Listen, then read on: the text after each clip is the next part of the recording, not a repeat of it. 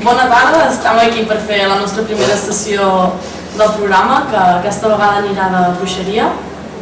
I bé, el que volem explicar-vos és desfer un mite de la bruixeria, que tots tenim un concepte equivocat sobre bruixes i bruixots, ja que tots pensem que són sers malèvols, que tots tiraven malediccions sobre la gent i els hi feien venir mal d'ull.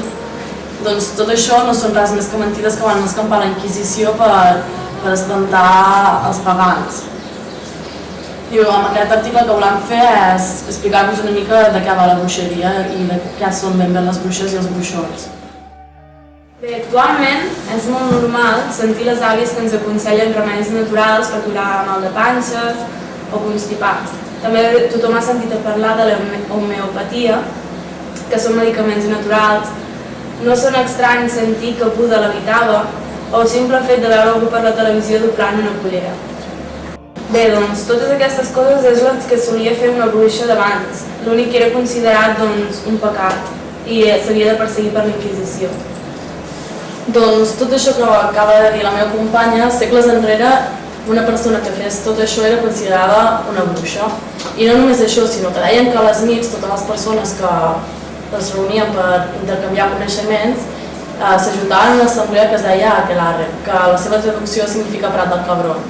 En aquesta assemblea els bruixots i bruixes feien una reunió que constava de 5 parts, que era la convocatòria, l'homenatge al diable, el banquet, el ball i el final de la festa. Quiere dir que al final de la festa hi havia una desenfrenada acció sexual. Llavors, en aquests rituals, també la Inquisició anava escampant que es feien servir una sèrie de costums i objectes estranys, com era resar textos al revés, se feien servir objectes negres, després es feien ofrenes al diable i normalment la taula on ho feien era una dona, una bruixa jove despullada, que era per rendir homenatge a Satan.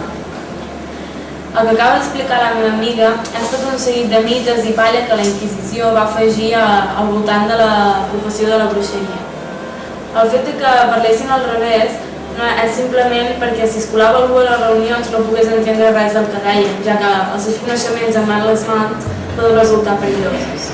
Llavors, la bruixeria s'associa tant al negre i als objectes negres perquè les reunions les havien de fer a la nit, perquè durant el dia els haguessin descobert i els haguessin cremat. Llavors, clar, a la nit tot sembla fosc i negre.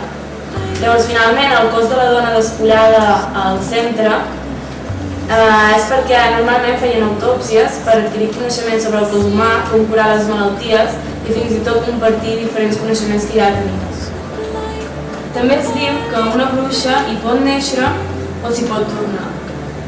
El fet que una persona neixi bruixa no és del tot cert, sinó que la seva mare o la seva àvia ho són i llavors ella des de petita va adquirint coneixements i acaba sent bruixa. I llavors també hi ha altres dones o homes que al llarg de la seva vida se senten atrets per aquest tema i es van professionalitzar. Doncs de tot això podem deduir que la bruixeria no està per res lligada a la màgia negra ni té vincles amb Satan. La bruixeria, si us hi heu fixat, normalment sempre es parla de bruixes, gairebé mai de bruixots. Això és per una senzilla raó. Això es remunta molts anys enrere.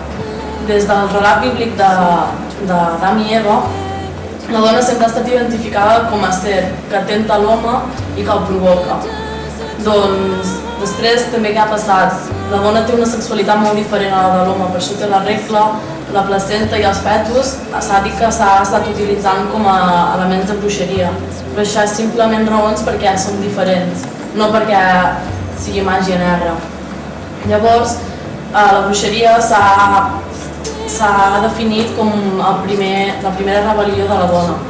També influeix la marginació de la societat en la dona, en què els homes sempre han estat dominant. Mai se li ha pogut atribuir un càrrec important a una dona i molts anys enrere no tants. La dona no tenia dret d'anar a l'escola. Llavors també la bruixeria s'ha definit com una venjança a l'església. La dona no ha tingut mai permís per ser sacerdotessa. Doncs així, sent bruixa, el que s'ha dit que s'ha pogut aconseguir és ser sacerdotessa del diable. Així doncs, resumint tot el que hem dit, una bruixa seria una remeiera, una curandera, una persona que té telequinesis, una persona que utilitza una part del cervell que nosaltres no sabem utilitzar, tot i que podríem, però no n'hem après. seria una persona que levita, que sap levitar, aquí el mite de l'escombra. I bueno, en conclusió, també és que podria ser química, una mica de tot, és una persona que coneix una mica de tot i una mica del món que va més enllà de les coses reals que podem tocar i veure amb la vista. Per acabar ja, doncs, si hi hagués algú que li interessa més aquest tema o que té ganes d'aprendre més coses, tenim un seguit de llibres aquí sobre la taula que podríeu llegir. Segurament a les biblioteques convencionals no els trobareu, però bueno, suposo que a l'Abacus o alguna biblioteca així més gran o llibreria us els podrien demanar.